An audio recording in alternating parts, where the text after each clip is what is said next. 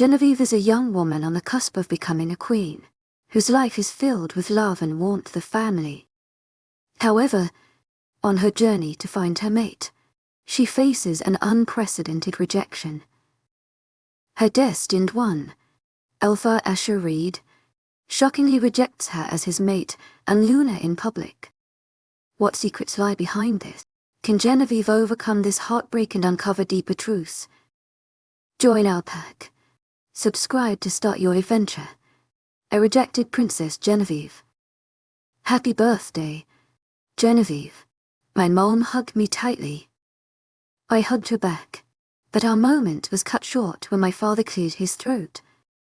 I believe it is my turn to hug my little girl, Dad said with a grin. He held his arms out, and I gladly wrapped my arms around his waist. Happy birthday, sweet pea, Dad mumbled into my hair. I mumbled a thank you into his chest. I have to finish cooking, Mom said, dismissing herself. My little girl is growing up, Dad said while hugging me tighter. You have become a very beautiful, smart, and kind young woman. I am so proud of you. You will be an amazing queen. I pulled away from him and looked in his eyes. I saw nothing but honesty and pride. Pride in me. I shed a few tears of joy, happiness, and relief. Relief that my father believes in me. To my agent extraordinaire, Madeleine Noble, heartfelt thanks for your unfading patience, enthusiasm. Daddy made Eve cry. Two little arms wrapped around my legs. You shouldn't cry on your birthday. You have to be happy. Matthew, my younger brother, frowned at me. I scooped him up and planted him on my hip.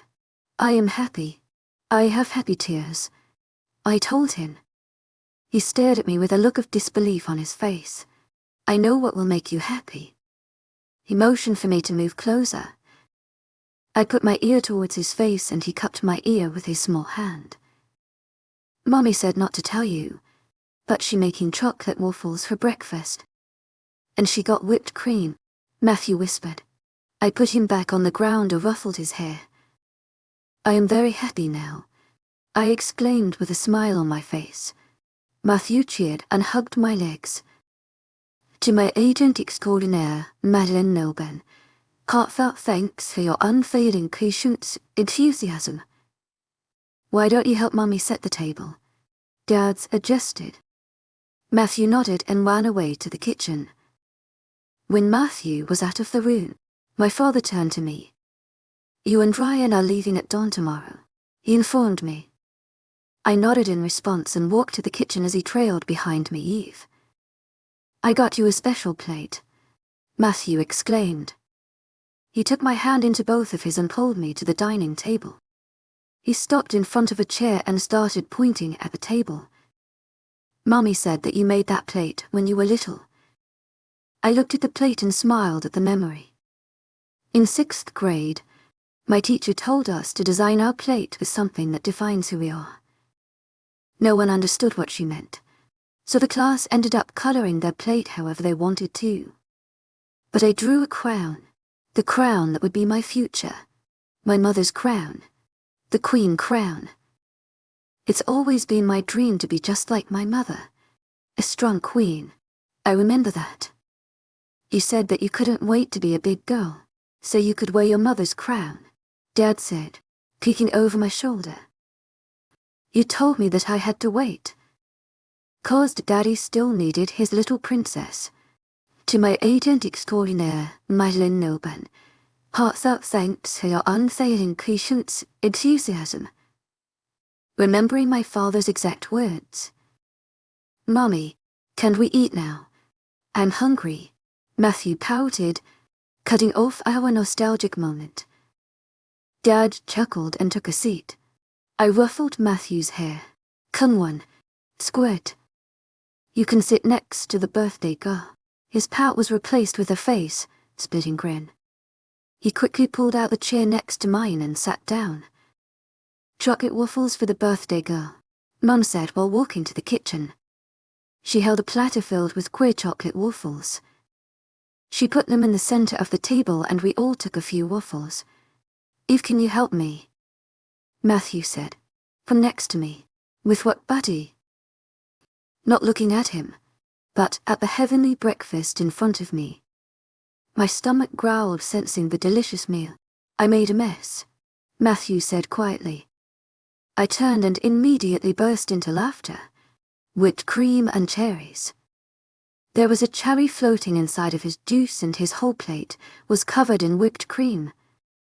There was even chocolate syrup upon the table. Kids are a force to be reckoned with. I have no idea how they do things like this. No more whipped cream. Mom scolded Matthew when he held the bottle inside his mouth. Dad chuckled and took the bottle away from him. "More for me." Dad put some whipped cream in his mouth and Matthew pouted. I scooped some whipped cream off of his plate and dabbed it on the tip of his nose. "Hey." Matthew rubbed the cream off his nose. It just made the cream spread so it looked like he put on its sunblock, but didn't rub it in all the way. He looked at me with his lips jutted out and his eyes narrowed. I laughed so hard, I started clutching my sides. Tears formed in my eyes, blurring my vision. I laughed to die down and I wiped my face. I was about to start devouring my waffles, but they were gone. "What the heck?" I exclaimed. My mom started laughing, and Dad tried covering his laugh with a cough. "Where are my waffles?" Dad pointed at Matthew, who was happily eating my food. Matthew looked straight at me and took another bite. "Very yummy," he said with his mouth full. I cringed at the sight. Mom handed me another plate and I put another waffle on it. We ate breakfast and laughed at each other. It was one of those rare moments that you wish would last forever. But it won't. I won't be able to do this. I'm leaving with Ryan. I have to find my mate, the new king. Chapter 1, Genevieve.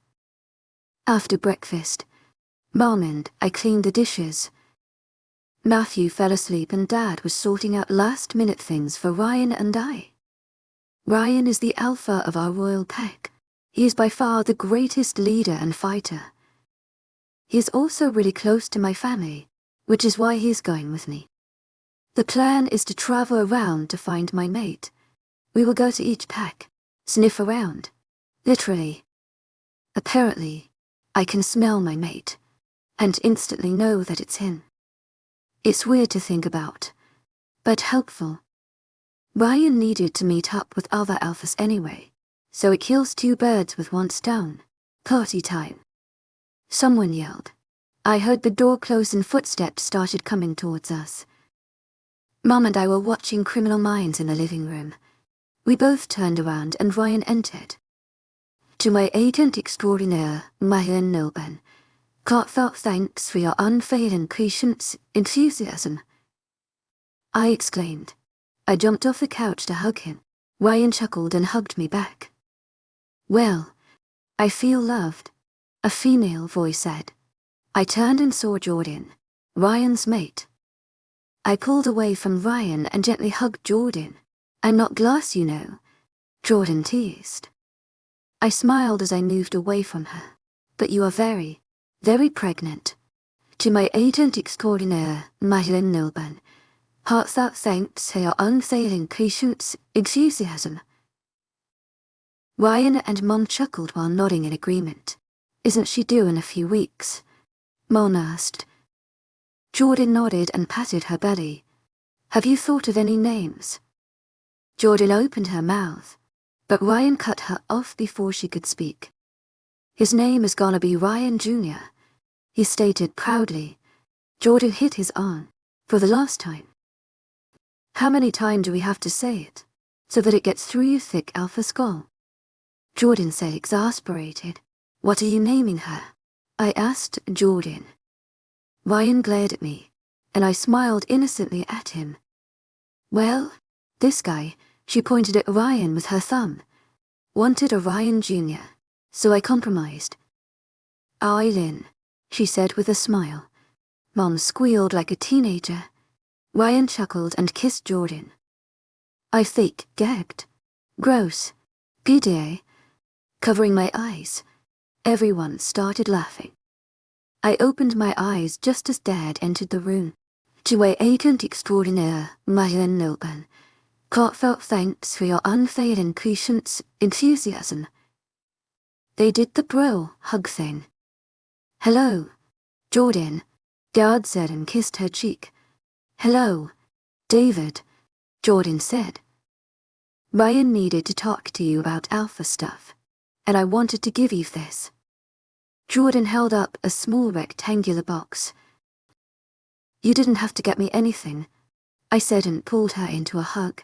Jordan laughed. You'll be happy that I did though. She held the box out to me. It was wrapped in light blue wrapping paper and a little white bow. I pulled off the bow and undid the wrapping. It was a black jewelry box. I looked up at Jordan and she looked excited. I slowly opened the box and gasped. It was a white gold charm bracelet. There were 5 charms. The letters G and B connected. A small wolf, a crown, a simple heart, and a butterfly. It was beautiful. I just stood there and gaped at it. Do you like it? Jordan asked nervously. I looked up at her and nodded. I love it. I put the jewelry on the table and hugged her. It's beautiful. It looked better in silver, but she trailed off. I left. Silver can hurt werewolves. It won't kill us, but it does burn and weaken us. It's up so that we can't touch something so beautiful, but I still have silver jewelry. It's just not real. Real silver is absolutely stunning. To my agent extraordinaire, Heir Noble. Heartfelt thanks for your unfailing patience, enthusiasm. It was my idea, Ryan stated. I laughed and gave him a hug. Jordan hit Ryan's arm again. Don't lie. Your only idea was the letters. She scoffed. It was still a good idea. Ryan argued. Everyone laughed. I wrapped my arms around his waist. It was a great idea. Thanks. To my agent extraordinaire, Heir Noble. Heartfelt thanks for your unfailing patience, enthusiasm. I said sincerely. Ryan grinned. Thanks. I frowned at the nickname. He laughed. Sorry, you're still a kid. Legally, you're an adult. But to me, an adult is someone who can go bar hopping. I can go bar hopping. It just won't be legal. By human laws, that would be illegal. But we are gonna go pack hopping, he said with a smile. Pack hopping. What the hell is pack hopping? Dad voiced my thoughts. Like bar hopping, but with packs, Ryan said in a dull tone. Everyone just stared at him. Going from pack to pack. We are gonna be pack hopping, so Eve can find her mate, Ryan explained. Jordan squealed. I forgot about that. He's gonna be the best mate ever. If she wasn't pregnant, I could totally imagine her jumping up and down like a teenager.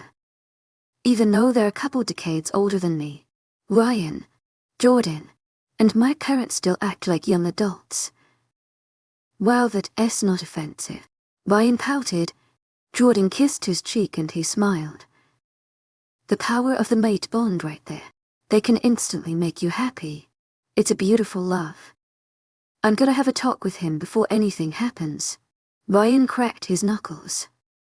His mate narrowed her eyes at him. You're gonna chase away her mate before I get to meet him?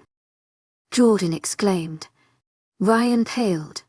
Never, ever, ever make a pregnant werewolf mad. Especially if she's a Luna. I'll just make sure that he's good for Eve, he defended, taking a small step away from his mate. Jordan whacked the back of his head. Of course he's good for her. The moon goddess wouldn't pick someone that's not good enough for Eve. She did nothing wrong, so her mate must be perfect. Jordan threw hands up, exasperated. Let's go talk about that alpha stuff Dad said to Ryan. Saved by the king. Ryan nodded and they walked off. What do you want to do now? Jordan asked. I actually have no idea. It's my birthday. I had an amazing breakfast. I hung out with my family. I didn't have any other plans for today. I should pack for the trip though. But what am I gonna wear? Shopping trip. To my agent extraordinaire, Mylan Nilben. Heartfelt thanks for your unfailing patience, enthusiasm. Jordan and Mom smiled, and we left to go to the mall. I ended up getting a few nice shirts, 2 leather jackets, a couple of dresses, and a new boot. My mom, Jordan, and I walked in the house. Ryan and Dad were still talking. How much did they have to discuss? We've been gone for hours. They are just finalizing details for the trip, Mom reassured me. I nodded and went to my bedroom. I packed my new clothes mixed with some of my favorite outfits. I put all my necessities into a separate bag and set the bags by my bed. Knock, knock, knock. Come in. Lying on my bed, I heard the door creak open. Eve Matthew walked in. I sat up and leaned against the headboard. Matthew climbed onto my bed and rested his head on my lap. How was your nap? I asked while running my hand through his blonde locks. I'm still sleepy, he mumbled. I chuckled and kissed the top of his head. Eve, I hummed in response. Mommy said that you're leaving. I felt something wet on my legs. I stopped playing with his hair, and I pulled him off my legs. Matthew had tears streaming down his cheeks. I pulled him onto my lap and wiped his face. I kissed his head, just for a little while. I gave him a small smile. To find my mate, I told him. Matthew frowned. But Daddy said that outside isn't safe. He sniffled. My mate will protect me. And Ryan is coming with me, I assured him. But what about Aunt Jordan? Isn't she gonna miss him? He questioned. I nodded. So you'll have to keep her company. You have to keep Mommy company too. 'Cause her and Daddy will miss you. He started playing with the hem of my shirt. I'm gonna miss you too. Matthew sniffled and started crying again. I shushed him and rocked him in my lap. I'll be back very soon. Matthew nodded and he fell back asleep in my arms. Not long after, I found myself drifting asleep. This is the last night in my bed for at least a month. The last night in my room. The last night with Matthew. Then everything will change. I will be queen. I will have a mate. With those thoughts, I drifted off to sleep. Chapter to Genevieve. Someone lightly shook me. Time to get up. I slowly opened my eyes and saw my mom standing over my bed. Ryan's here. He's waiting for you, she informed me. I nodded and she walked out. I carefully got out of bed, making sure that I didn't wake up Matthew. But didn't awaken. I watched him for a moment. Despite our 13-year age difference, Matthew was still my best friend. He can get annoying, like any other 5-year-old, but I know Matthew loves me and looks up to me. I sighed and got dressed for the day. I walked to the kitchen in light grey sweats, a white crop top, and my white Converse. Ryan was sitting at the table with my parents. All 3 heads snapped up to me when I walked inside the room. I dragged my bags to the wall and sat at the table. Are you ready? Mom asked. I honestly have no idea. I was ready to leave. But am I ready to meet my mate? The one person who loves me forever. My other half. Someone who was literally made for me. I want to meet him. But does he want to meet me? These insecurities need to leave me alone. Of course he wants to meet us. He's our mate. Ingrid, my wolf, shouted at me. I blocked it out, so I wouldn't be able to hear her voice. Although we are part of one person, our human forms and our wolves are separate beings. Our human forms are the more dominant side. Our wolves just linger in the back of our minds. I nodded at my mother. As ready as I'll ever be. I gave her a small smile. which she returned. Ryan and my parents slowly stood up. My mom walked over to me and engulfed me in a bear hug. "Be careful. Call us when you get to the first pack," Mom whispered in my ears. I nodded and she pulled away. "Good luck," she said with a small smile. I wrapped my arms around her waist one last time, and she kissed my head. "Honey, she'll be back soon. A few months stop," Dad said. Mom nodded and let go of me. I quickly turned to my father and buried my face in his chest while he hugged me. "Stay with Ryan at all times. Never go anywhere alone." I nodded in his chest and he pulled away. "I love you, Princess." He kissed my forehead. Water prick-led at the corner of my eyes and I tried to blink them away. "Love you too, Dad," I said and grabbed my bag so they couldn't see my tears. I haven't been away from my parents for more than a few days. They have always been constants in my life. My mom cooked for Matthew and I. My father protected us. They love us with all of their hearts. I turned to Ryan, who was patiently waiting for me. Dad walked up to Ryan and they firmly shook hands. "Take care of my daughter. I don't care that you're my best friend. I will hunt you down and rip off your head with my teeth if anything happens to her," Dad threatened. Ryan confidently nodded. I was also confident in him. I knew he wouldn't let anything happen to me. "Have fun," Dad said with a smile on his face. My father changed emotions very quickly. I hugged both my parents one last time and walked out with Ryan. "We are going to be staying with each pack for a few days," Ryan informed me as we slid into the car. I nodded and rested my head on the window. I tried to go to sleep, but my mind wouldn't let me. I kept thinking about my mate. What he looks like. How old is he? What rank is he? What's his favorite color? What's his favorite movie? I sighed and gave up on sleep. "We still have another hour until we get to the pack lines," Ryan told me. I shifted in my seat so I was sitting crisscross in the chair. "What pack is first?" Ryan grabbed a piece of paper from the center console and handed it to me. It was filled with dates, names, and packs. Midnight Howlers. I read the first name. Ryan nodded. "We have to go to a meeting with them when we arrive." I looked at him confused and curiously. Ryan just nodded. "Why am I going to be there?" I questioned. "A meeting sounds boring. Exploring and finding my mate sounds much better." I knew that I would have to hold these meetings eventually, once I'm queen.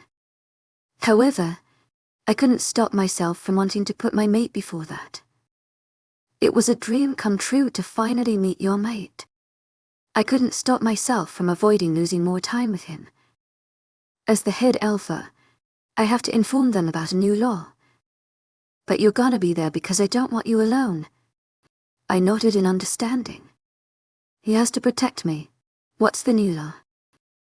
Ryan's eyes got darker and his grip on the wheel got tighter. "To my agent extraordinaire, Heir Noban, heartfelt thanks for your unfailing patience, enthusiasm." He looked over at me and his expression softened. "Only an alpha and his true mate can lead a pack as their alpha and Luna," Ryan stated. My eyebrows knitted together in confusion. "Why are you upset? Aren't you all about that mates being together?" I questioned. "I am. I just can't believe that an alpha would choose someone who isn't his true mate as his Luna," he said, exasperated.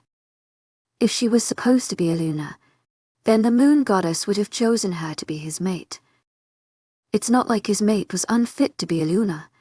He's just another power, hungry alpha," Ryan ranted. "Someone who isn't meant to took the place as a Luna." I asked, shocked. Ryan nodded. "Why would they even do that?"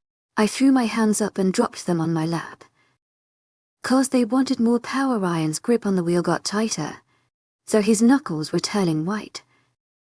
"The alphas made a treaty. Their son and daughter will marry to join the packs. But both of them had already had mates. They just weren't fully mated, Ryan explained. There are 2 steps to becoming true mates. The marking, which is literally marking one another with your teeth, and intercourse. Both typically happen in the same night. I learn it rather quickly that mates cannot keep their hands off of each other. I nodded for Ryan to continue. So the son and daughter mated, and they united the pack. But they both have alpha blood, so the pack suffered. Born alphas can't rule one pack, especially if they're not mates. If they were true mates, there would be a possibility it would work, however. It would be difficult. All alphas are dominant. They wouldn't want to work together. They'd clash heads too often. So that's why the council created the law. To my agent extraordinaire, Madeline Nilben, heartfelt thanks for your unfailing patience, enthusiasm. Ryan shook his head. So why? I inquired. That is only part of the reason. The pack suffered, but so did their mates. Their mates died, Ryan said. I gasped. After you meet your mate, there is instantly a bond created. You can feel each other's emotions and pain and physical things. When the alphas mated, their true mates felt it. They lost a part of themselves. I nodded, unable to form words. It's not even the worst part. Ryan shouted. I gaped at him. It gets worse. Ryan rubbed the top of his head with his hand and sighed. She was pregnant. I looked at him confused. The son's mate. She was pregnant when she died, Ryan said softly. My blood boiled. So their stupid deal killed two mates and an unborn child. That's why we got the new law. Ryan finished. I let it all sink in. To my agent extraordinaire, Madeline Nilben, heartfelt thanks for your unfailing patience, enthusiasm. Just for power. All of that for power. For gaining a larger pack. Then letting your pack suffer. Killing your own mate. Killing a child. That kid didn't even have a chance to live. Didn't have a chance to meet its mate. Didn't have a chance to shift for the first time. The kid didn't even get to meet their mom. They ruined Liz. All for nothing. Their plan failed, and everyone just suffered. How could someone do that? To their own flesh and blood. To their family. To the one person that was made just for you. Ryan and I saw the ride in silence. We're here. Ryan stopped the car just outside a forest. I nodded and he took out his phone and dialed a number. Hello. It's Alpha Hayes. We've just arrived. To my agent extraordinaire, Madeline Nilben, heartfelt thanks for your unfailing patience, enthusiasm. I grant you and your guest permission to enter my territory, a male voice said through the phone. Ryan thanked him and hung up. After he hung up, I borrowed his phone to quickly call my parents. We continued driving for another half-hour, until we stopped in front of a 3-story mansion. Typical pack house. Most people would stand in front and gape at the building, but I don't. I live in a castle. I'm used to fancy things. It's also not the best pack house I've seen. Don't get me wrong. It's beautiful, but I've seen every other pack house. And it's not the best. It has a lot of character though. Come on. We'll get the bags later, Ryan said, walking toward the front door. We stopped at the front and Ryan turned to me. Do you smell anything? I inhaled through my nose. I smelt werewolves, pine, chocolate, and cookies. Chocolate. It's not my mate though. Ryan's scent smells like chocolate. It always makes me hungry. My stomach growled, and Ryan chuckled. Do you smell anything other than my scent? He questioned with a knowing grin. I shook my head. He's gonna be in one of these packs. Ryan gave me a reassuring smile. I smiled back and he knocked on the double doors. A woman with dark brown hair and bright hazel eyes opened the door. "Hello. You must be Alpha Hayes. I'm Rebecca Laney, the Luna." She stuck her hand out for Ryan to shake. Ryan took her hand in his. "Please, call me Ryan. Alpha Hayes makes me feel old," Ryan joked. Rebecca laughed and Ryan turned to me. "This is my niece, Genevieve." "Niece?" I asked Ryan through our mind link. "Your father wants your identity to be hidden. No one needs to know the princess is out of the castle." Ryan replied, "That makes sense. Not everyone likes the king and queen. Regardless of the packs being part of our kingdom, that doesn't mean that they like it. I've heard about what people have done to our royal warriors. Not to mention there's so many people out for the crown. If our royal pack and my parents could be defeated, that would make the victor the new ruler." I pushed a fear far down and took a deep breath, focusing on the Luna. "Hello. I'm Rebecca." She introduced herself again. "It's nice to meet you, Genevieve." I cringed at my full name. "Just Eve, please," I said with a small laugh. Rebecca nodded and opened the door wider, motioning for us to come inside. "Michael is in his office. Would you like something to drink?" Ryan and I shook our head. "Alrighty then. Follow me." She walked upstairs and stopped in front of a wooden door. "Come in," a male voice said from inside. Rebecca opened the door and we walked inside with her. I glanced around the office. There were shelves of books and pictures. He had a shiny dark brown desk that matched the dark brown coffee table and a black leather couch. "Alpha Hayes is here," Rebecca stated. The man turned to his chair, so he was facing us. "I'm Alpha Michael Laney." The man stood up from his chair and took 2 steps around the desk. "Ryan Hayes." Ryan shook hands with the Alpha. "This is my niece, God, not the full name." Eve, I cut him off. I shook hands with Michael and he motioned for us to sit on the leather couch. Rebecca and he sat in the love seat as Ryan and I sat on the 3-person couch. "You said you have news from the council," Michael said, getting straight to business. Ryan nodded. "Are you teammates?" Ryan asked. The couple looked at each other and smiled, then turned back to us and nodded. "True mates?" Ryan questioned. "Yes, where are you going with this?" Rebecca asked, confused and slightly wary. "The council has passed a new law. Only a true Alpha and Luna may attack," Ryan said. The couple didn't look surprised at all. The Alpha nodded. "This is about the crescent moon and the nightfall pack," Michael stated. Ryan nodded. "Those pure kids," Michael said sadly. "Was that the only news?" Rebecca asked. Ryan nodded. "If there's no trouble, my niece and I would like to stay for tonight." Rebecca quickly nodded her head. "No trouble at all. The head Alpha is always welcome in our home," Rebecca said. "We actually have gotten 2 rooms set up already," she stated. Rebecca wanted to be prepared for your arrival. She even stocked the fridge and told the teens not to eat any of the food. She used her Luna voice. Michael laughed. Rebecca turned red from embarrassment and slapped Michael's arm. "Would you like a tour?" Rebecca asked. Bryant said that he needed to discuss some final things with Michael. She turned to me. "Want a tour? I can introduce you to some people," Rebecca offered. I looked at Ryan, who nodded at me in approval. "Sure, thanks. To my agent extraordinaire, Myron Milburn. Heartfelt thanks for your unfailing patience, enthusiasm." I followed her out the office and into the hallway. She gave me a tour of the 2nd story, that consisted of other offices, a few bathrooms, and hospital rooms. The house was a pretty basic pack house.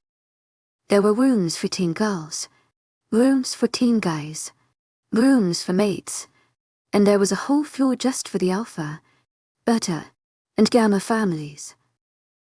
"Are you hungry?" Rebecca asked. I nodded eagerly, causing her to laugh. "It's not my fault I'm hungry. I didn't eat breakfast."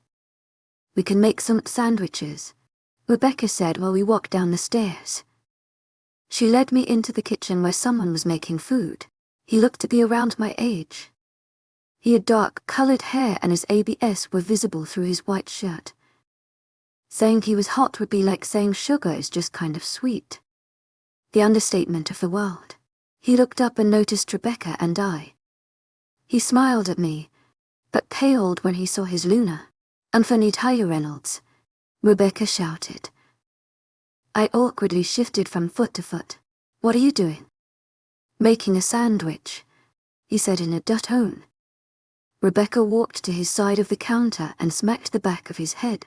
"Oh," he exclaimed. "What part of, 'No one better eat the food or I will personally rip your head off with my human teeth,' did you not understand?" She crossed her arms and waited for him to answer. When he didn't, she continued. "I will not rip your head off since you are my son's friend, but you will make this girl a sandwich." She motioned to me. Anthony's head snapped up to me.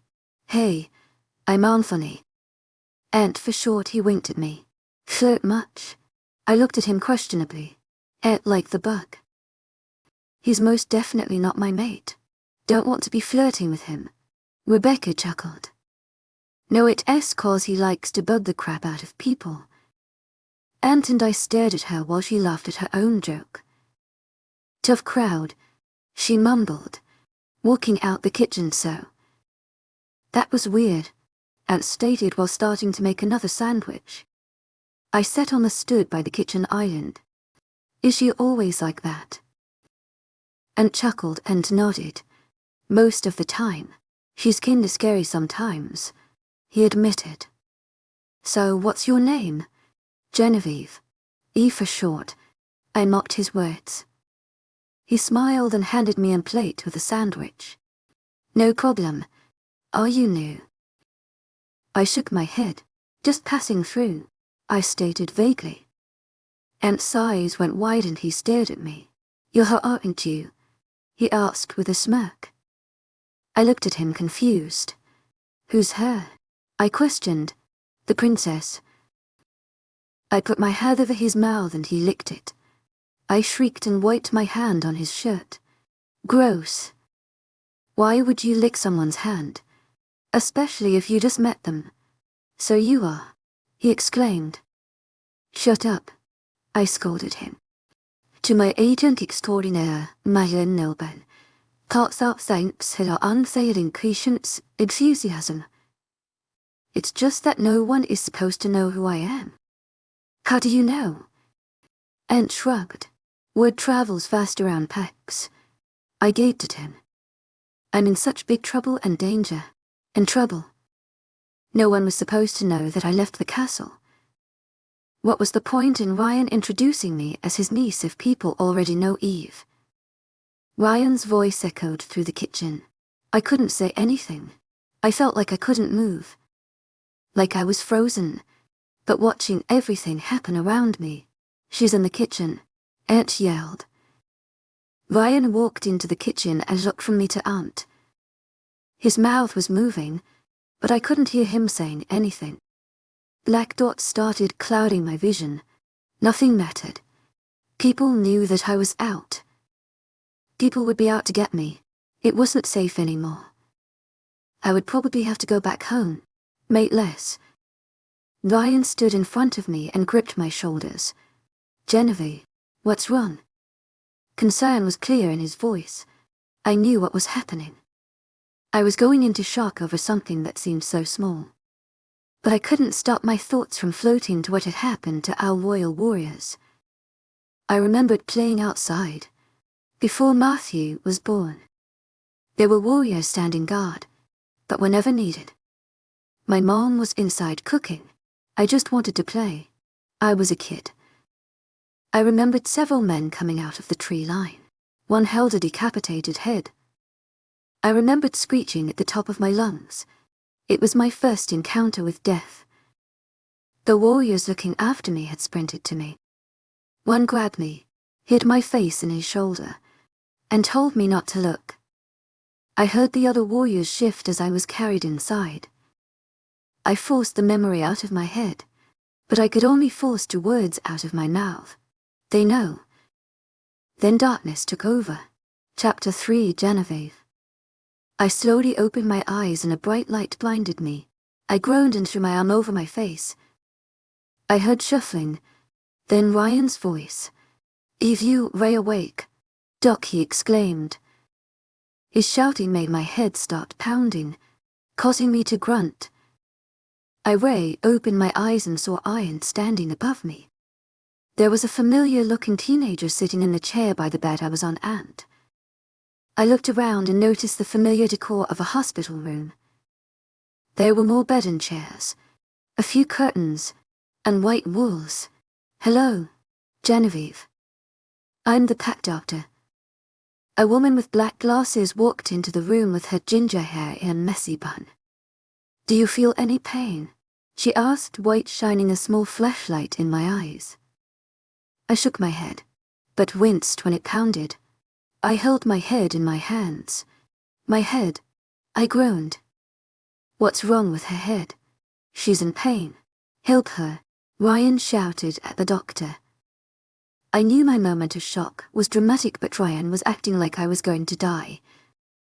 I groaned and tightly shut my eyes, waiting for the pain to stop. "I think you're making her head hurt," answered Mata. "Oh, factly." Ryan coughed and Anthony chuckled. "I think your presence is making her head hurt," Ryan childishly shot back. The 2 males started arguing back and forth, making my head hurt even more.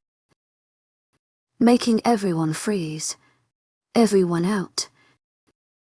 Ryan was about to say something, but I gave him a "don't argue with me, don't knock." He sighed and everyone began walking out. "Wait," I exclaimed, causing them to stop in front of the door. "I need the doctor." The woman nodded and walked away from the door. "What can I do for you?" the doctor kindly asked while walking towards my bed. "My head is pounding," I informed her. She nodded and gave me a small smile. "The 2 idiots that just left." She pointed to the door. "They let your head hit the ground when you fainted. You didn't have any nutrients then, it was probably added on stress that caused you to faint. You were just in shock and your body was too weak to help you. There were no other injuries, so you are free to leave." I ground my teeth together in annoyance. They are werewolves. They are fast enough to catch my head. Stupid boys. "Do you have something for the pain?" I asked the doctor. She nodded and walked to the other side of the room. When she returned, she handed me 2 small pills and a bottle of water. "It will take a while to kick in, but it should help." I nodded and washed the pills down with some water. "Thanks, doctor." I trailed off, not knowing her name. She smiled at me. "Drive Sierra cook," she said. I nodded at her and so looked out the window. The sun was shining brightly. "What time is it?" I asked Sierra. She pulled out her phone and showed it to me. 3:28 p.m. "I've been out all day." Sierra nodded. "You passed out yesterday evening." Knowing that Ryan and I were supposed to be at another pack by now. "Can you tell Ryan to come back, please?" I asked Sierra. "He's the older idiot," I added with a smile. Sierra chuckled and walked out the room. A minute later, Ryan came in and hugged the air out of my system. "To my agent extraordinaire, Madeleine Nilben, heartfelt thanks for your unfailing patience, enthusiasm." "Breathe," I choked out. Ryan chuckled and let go of me. "First you let me hit my head. Now you're trying to suffocate me to death." Ryan's face got serious and he had a guilty look on his face. I didn't know what to do. "You just said that they know. Who are they?" Knowing that I would have to tell him sooner or later. Word got out that the princess left her castle, I said quietly. The memories of that childhood day floated back in. I gulped, forcing them out. How? He growled in anger. I have no idea. And he knew. He asked me if I was the princess. I informed him. We are going back, Ryan decided, leaving barely any room for an argument. We are not going back. I'm supposed to find my mate. I'm not going back until I know who he is, I said defiantly. Ryan rubbed his hands down his face. It's not safe anymore. I'm bringing you back. He started to walk to the door. If you make me leave. When he stopped, I continued. I'll tell Jordan that you let me hit on the extremely hard tile floor. I threatened. God, I hope you took the bait. He might be scared of my father, but a pregnant mate is so much worse. Ryan froze and thought it over for a second. Compromise. I nodded and he sat in the chair by my bed. We finished the trip, but we get more warriors. I nodded. Anything is better than leaving. We can't tell my father, I stated. Ryan shook his head. Jordan is one phone call away. I won't. Ryan sighed. I can't lie to your father. He's the king, he stated. I didn't say anything about lying. Just don't tell him about it. You can tell him if he directly asks you about it. I compromised. Ryan nodded. I'll go call Carson. He started to get up, but I tugged on his arm.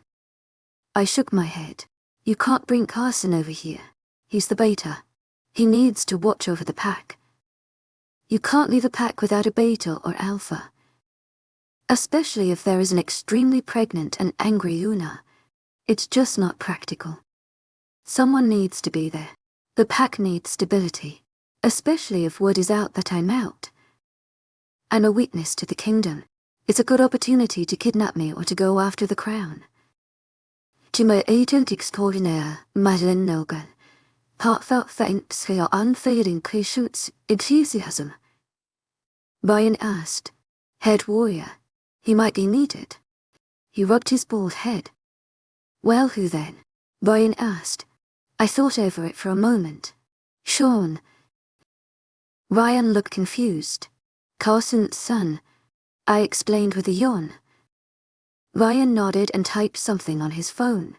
To my agent extraordinaire, Madeleine Nogan, heartfelt thanks for your unfailing patience, enthusiasm.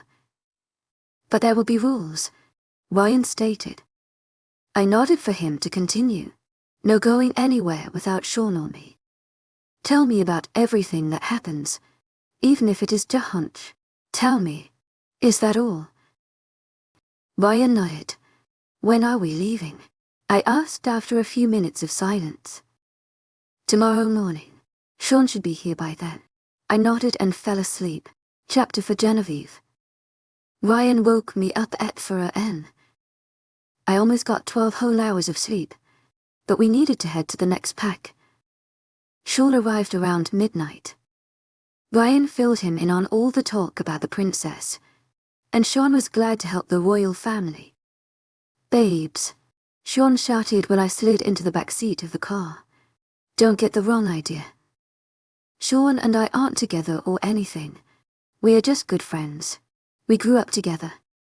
My parents, his parents, and Ryan and Jordan are best friends, so when they needed to have meetings, Sean and I hung out. Alpha and beta bloodlines always become best friends. It's a good thing since they'll be running the pack together. Coco, I exclaimed. Sean pouted at the nickname and Ryan chuckled. Or did Coco get his feeling hurt? I imitated a child's voice. Sean glared at me. Why do you even call him that? Ryan asked as he started the car. Sean groaned and I laughed. Smell him, I told Ryan. He sniffed the air and shrugged. He smells like coconuts. I exclaimed. But you call him Coco? Ryan asked. I nodded. Coconut is too long, I explained. Ryan shook his head with a chuckle and reference. I slowly drifted off into dreamland. You wake her up, a voice said, interrupting my dream. Stupid Sean. Why won't you? Another voice asked. And that's Ryan. Does it look like I want to get punched? Sean asked. I'm not that violent. Ryan chuckled. Wimp. I heard a smack. Then Ryan groaned. I'll do it, Ryan said. I heard two doors open and close. Then the door next to me opened. I felt Ryan come closer to me. Boo, I shouted. Both men screamed. And Ryan jumped, hitting his head on the ceiling of his car. Damn it, Eve, Ryan exclaimed, rubbing his bald head. To my agent extraordinaire, Madeleine Noble, heartfelt thanks for your unfailing patience, enthusiasm. To my agent extraordinaire, Madeleine Noble, heartfelt thanks for your unfailing patience, enthusiasm. Priceless. I choked between laughs. Ryan and Sean glared at me until my laughter died down. We're at the Storm Pack, Ryan announced. I nodded and finally got out the car. We walked to the front door of the pack house. I sniffed around. No mate. Ryan had the meeting with the Alpha and Luna, while Sean and I hung out at some CA. We were in the pack territory for about hours, until the meeting was over. Ryan picked us up, and we headed to the next pack. It was a pretty boring day. Unfortunately, that's how the rest of the trip went for about 6 more packs. Still no mate. We went through almost half the packs in a week, and I still didn't find him. We left the Amber Wolf pack, and headed for the Blue Moon pack. The plan was to go to this pack, then back to the castle. Jordan was getting restless, so we changed the schedule a little. If I didn't find my mate by the time we went back to the castle, I would continue this trip with Ryan. What if I don't find him? I asked Sean. Ryan left Sean and I in the car while he got drinks and snacks from the gas station. Sean turned around and studied me for a moment before answering. He has to be out there somewhere. We still have a few more packs, so don't give up hope, he assured me. My mind was focused on the thought of my mate. I haven't found him. What if he's not alive? What if he died? I softly voiced my thoughts. It's practically impossible to find a second chance mate. The bond isn't as strong. Plus, you only get a second chance if your mate dies. Someone who met their mate only to lose that person wouldn't want to replace them in any way. Stop thinking the worst. It's not healthy, Sean scolded me. I was about to argue when Ryan entered the car. He gave Sean an Amster and plain potato chips. He threw the plastic bag in the back seat, next to me. I got you orange Fanta, hot Cheetos, and a pack of gum, Ryan told me. I thanked him and opened the gum. How come she got more stuff than me? Sean whined as Ryan started the car. 'Cause you're annoying and she's the princess, Ryan said. Sean glared at me and I threw a piece of gum at his face.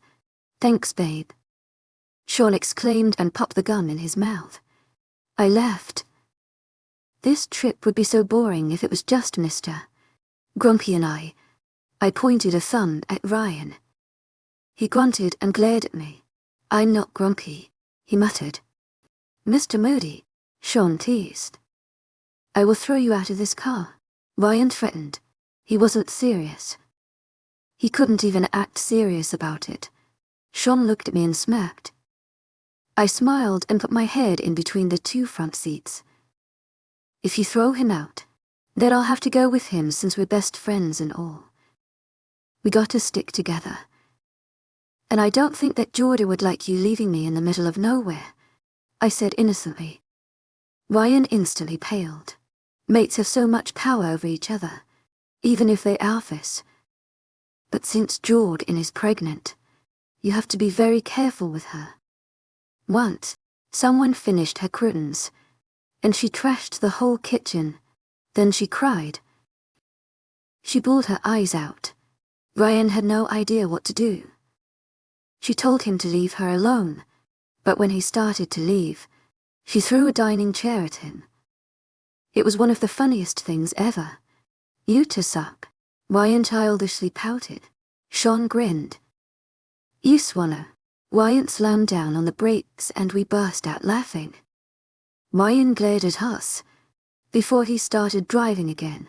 It wasn't even that funny. Ryan frowned. Sean and I stopped laughing, but whenever I looked at Ryan, I started laughing again. Are we there yet? Sean asked after half an hour of riding in the car. Ryan glared at him. Does it look like we're there? Ryan snapped. I was just asking. I rolled my eyes. For like the 20th time in the past 10 minutes, I said, exasperated. Sean mumbled something about me and Ryan being jerks. How long till we get there? Sean asked. Ryan stopped the car and pulled out his phone. This is Alpha Hayes. We are at the pack lines. The other caller said something too low to be heard. Ryan ended the call and started driving again. About 15 minutes later, we pulled up to the pack house. Once the door opened, the most intoxicating smell entered my nose. Mate, Ingrid shouted. I inhaled the scent of citrus and grass before getting out the car. I walked faster to catch up to Ryan and Sean, who were already at the front door. I can't believe that he's here. Took you long enough, Sean said. I jammed my elbow into his side. He grumbled as he rubbed his side. The door opened and a guy around my age came into view. Alpha Hayes? The guy asked. Ryan nodded and the guy stuck his hand out to shake. I'm Beta Brian. BB, Sean said through the mind link. I bit my lip to keep myself from laughing in front of the beta. Sean definitely brings out my childish side. I think he also brings out Ryan's childish side, although that isn't a hard task to accomplish. This is one of my warriors and my niece. Sean and Genevieve. Ryan introduced us. The beta shook hands with us and opened the door wider so we could step inside. My mate scent got stronger when we stepped inside. The Alpha has some personal business to take care of. He should be back in an hour or two, Brian explained. I can give you a tour in the meantime. Sure, thanks, Brian said politely. Brian isn't the rude type. Even if Brian is younger at a low rank, he still treats him with the same respect he gives everyone else. Brian led us around the first floor, but I couldn't focus on anything except the smell of my mate. We went upstairs, and the smell got stronger. I found myself inhaling as much air as I could. It was addicting. Ingrid kept begging me to look for our mate, but much to her annoyance, I started to block her out of my mind. Eve Sean gently elbowed me. I looked around and saw that Ryan, and Sean were staring at me. What happened? I asked, confused. Brian asked you where you got your jacket. His mate wants one, Ryan explained. Oh, her, Nordstrom, to my agent extraordinaire, Madeline Nilben. Heartfelt thanks for your unfailing patience, enthusiasm. Brian nodded and we continued to walk. What's wrong with you? Shaw asked through the mind link. I was daydreaming. I lied. Were you having fantasies about your mate? Sean teased. I was having fantasies of getting away from you. I blocked him out before he could reply. So, Ryan. Brian started. So, Brian. Ryan replied. Ryan's demeanor definitely changes depending on who he's with. He's more laid back with younger people. But with the older ones, the ones his age, he's more professional. All work, no talk. Oh my gosh. I exclaimed. All three men turned to me. Your name's Ryan. We all laughed and finished our little tour. When we left upstairs, I could finally focus on something other than my mate. We learned a little about each other, and Brian was pretty cool. He's 18, he found his mate, and he likes to argue a lot. But it was entertaining to watch him and Sean bicker back and forth. Ryan went to a guest room to rest, while Sean and Brian played video games in the game room. I stayed in the kitchen and played on my phone. I shot out of my seat when the front door opened, and my mate scent filled the house. I walked to the door and my eyes landed on the hottest guy I have ever seen.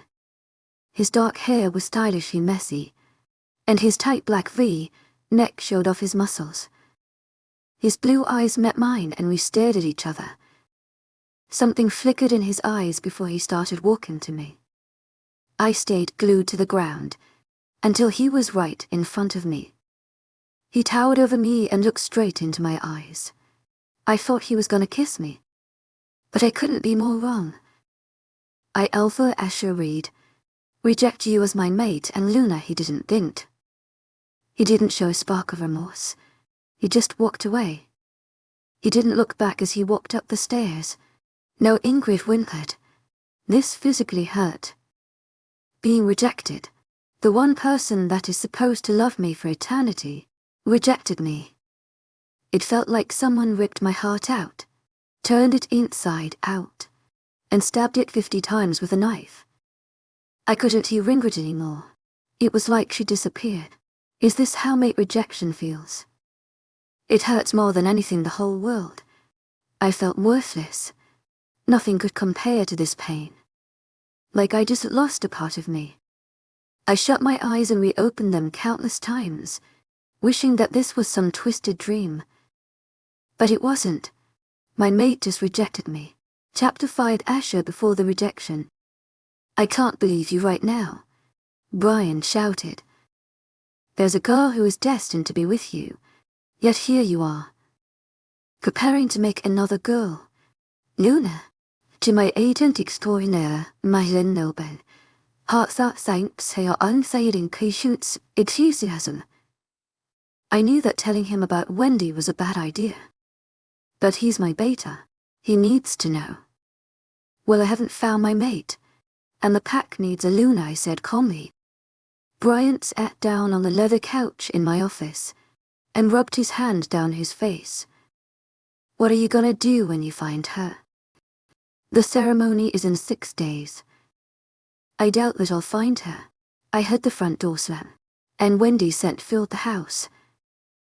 To my agent extraordinaire, Moonlight Lovers, heartfelt thanks for your unfailing patience, enthusiasm. Baby, Wendy called out. I'd admit, Wendy was the pack slut. Was is a very important word, it's Ignal's past tense. She used to sleep with every guy, including me, but she isn't a bitch. We've been dating for almost 6 months now. She is actually really kind, which is why I chose her as my Luna. I met Wendy a few years ago. She was just wandering around the pack lines. At first I thought that she was a rogue, so I approached her. As I got closer, I noticed that she was crying. It wasn't a good day for her. I took her back to the pack house and let her raid the fridge of the Oreo ice cream. Brian got up. He's not Wendy's biggest fan. I'm leaving. Don't forget about the meeting with the head alpha. He reminded me. I waved him off as we exited my office. Oh, there you are, Wendy said when we walked into the kitchen. She strutted towards me and pecked my lips. You said you wanted to talk. I nodded and led her to my office. She sat comfortably on the couch and I sat in the chair across from her. Did I do something? Wendy asked nervously. I shook my head. I have good news. I started with a reassuring smile. I chose you as my new Luna. Wendy's face lit up and she threw her arms around my neck. We stayed like that for a few moments, until Wendy stiffened and pulled away. I tilted my head in confusion. What about your mate? She asked quietly. I gently took her hands in mine and looked her in the eyes. I searched all last year. I never found her, but I found you. You are kind and generous and you care for this pack. You have all the traits of an amazing Luna. And I believe that you are perfect for this pack, I said confidently. She nodded and planted a passionate kiss on my lips. Let's go celebrate, I said as I pulled her towards the door. I knew where I wanted to take her. I had this whole thing planned out. To my agent extraordinaire, Moonlight Lovers, heartfelt thanks for your unfading patience, enthusiasm. I know, it gets cheesier. I drove an hour to get to the harbor. We walked hand in hand to my boat. This is where we had our first date, Wendy stated. I nodded and nervously rubbed the back of my neck. That was a horrible date, I grimaced, recalling the memory. I didn't know you were allergic to fish. For our first date, I took her on a boat ride. I had a chef make a meal that just happened to be fish.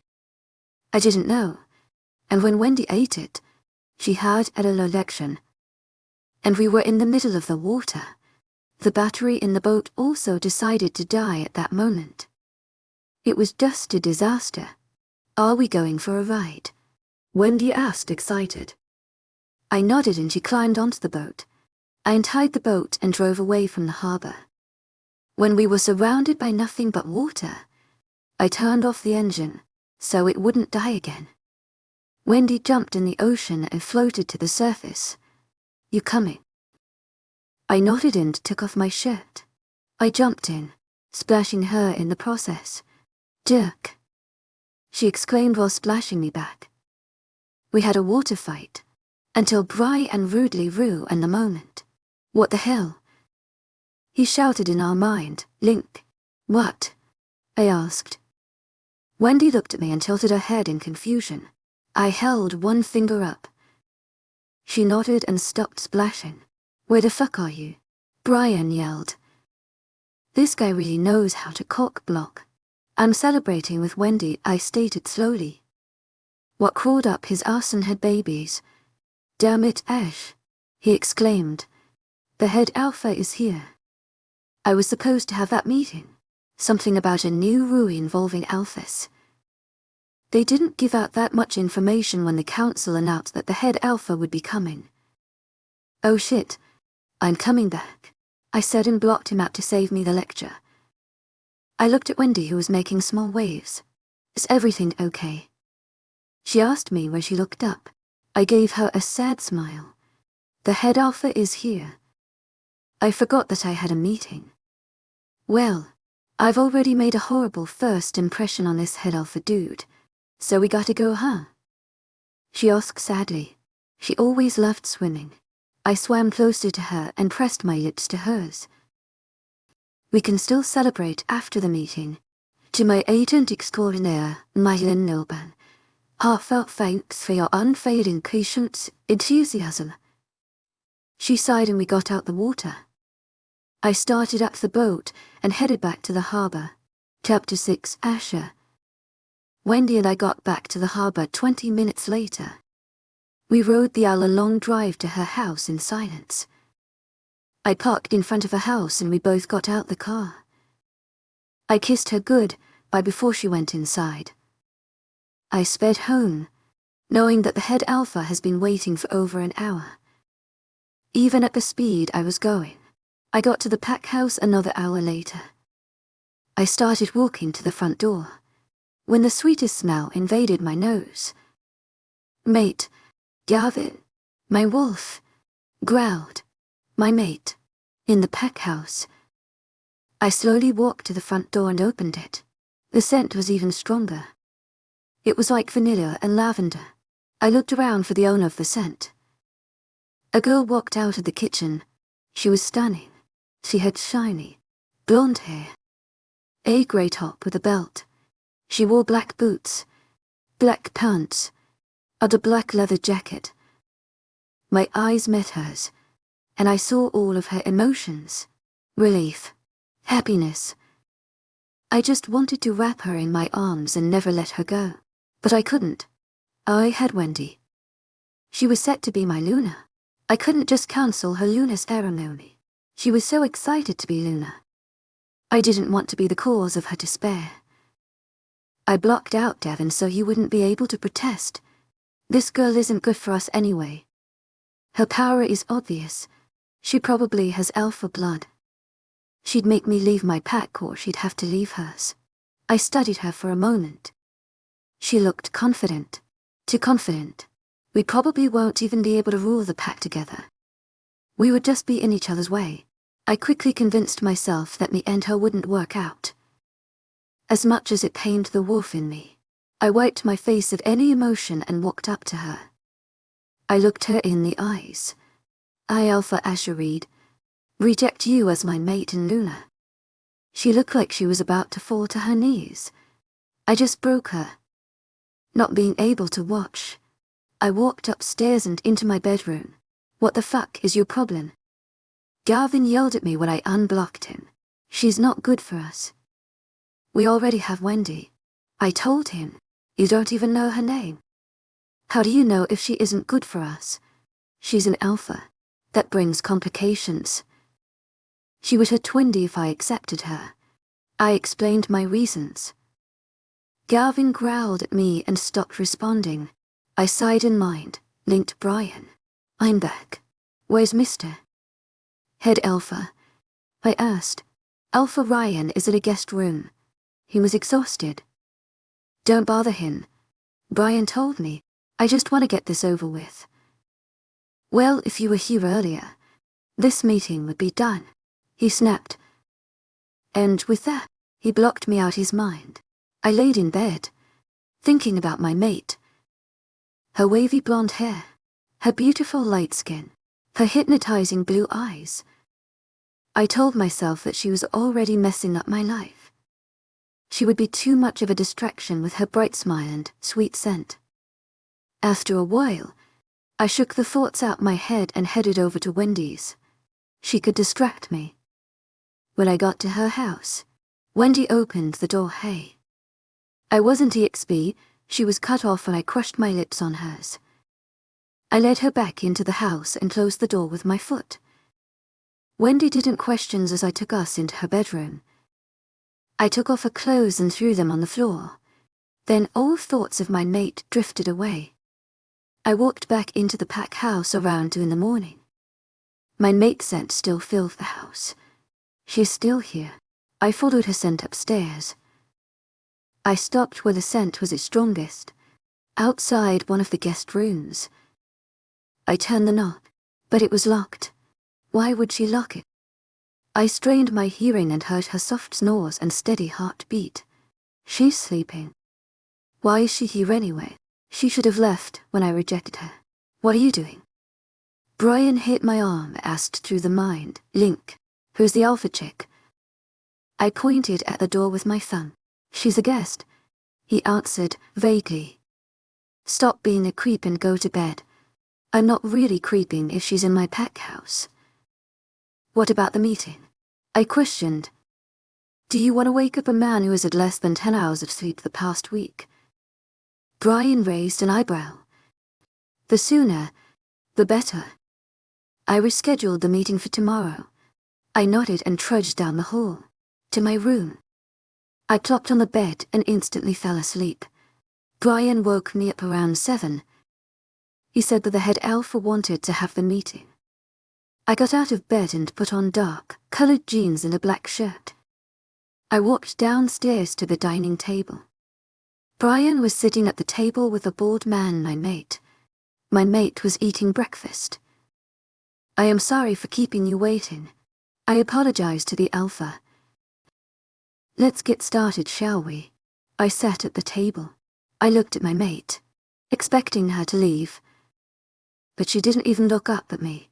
She was extremely focused on her cereal. Brian cleared his throat. Alpha Ryan, you said that you have news from the council. The alpha nodded. Due to recent events, the council thought it was in every O. I wasn't listening to either of them. My mate was sitting across from me. Without meaning to, she was distracting me from an important meeting. I'm sorry. I interrupted the head alpha and turned to my mate. This is a meeting. You have no business here.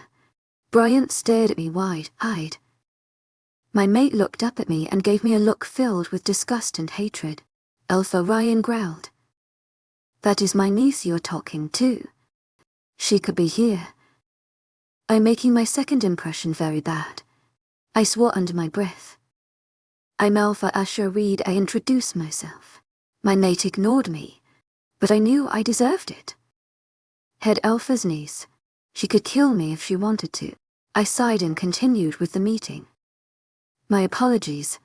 Please continue, I said in a professional manner. The council thought that it was in everyone's best interest that we create a rule involving mates and alphas.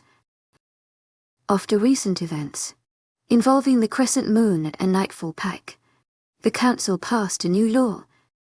Only an alpha and his true mate can lead a pack, but Wendy has already been chosen for Luna. What if it was decided before the law was passed? Do you have a Luna? Ryan asked. I shook my head. Then you must cancel the ceremony. What if I never find my mate? I inquired. I could just convince people that I never see my mate. That I won't have to have her as a Luna. Wendy could be Luna. There would be no ruling problems. Everyone would be happy. Bryant sighed and gave me an apologetic look. Then you cannot lead the pack. I glanced at my mate, whose name I still don't know. I felt disgusted with myself. I was making up excuses not to be with her. I was convincing myself of all this shit for nothing. I didn't want to hurt Wendy, but I hurt my mate, someone who I should be protecting. I've known and protected Wendy for years. It feels like betrayal to just leave her hanging after finally choosing her as my Luna. Is that all? Brian asked. Brian nodded and told us that he would leave soon. I have to check up on my mate. Have a nice trip, Brian said while shaking hands with the alpha. He turned to my mate and kissed her cheek. I fought back a growl. It was a pleasure meeting you. Genevieve. Genevieve. Beautiful name. Brian walked out with Brian, leaving my mate and I alone. Genevieve. I Apollo, don't. She shouted. We're lucky that Brian and Ryan left. Or else they could hear us. You just want me, so you can keep your precious title. She hissed at me. That's not true. I argued. She waited for me to continue, but I didn't know what to say. I just didn't want to complicate things. She's as alpha blood. We would just clash all the time and we will end up destroying each other. I couldn't explain my mindset because I barely even understood it. I couldn't mention Wendy. It would only rub salt in her wounds. Unbelievable, she mumbled.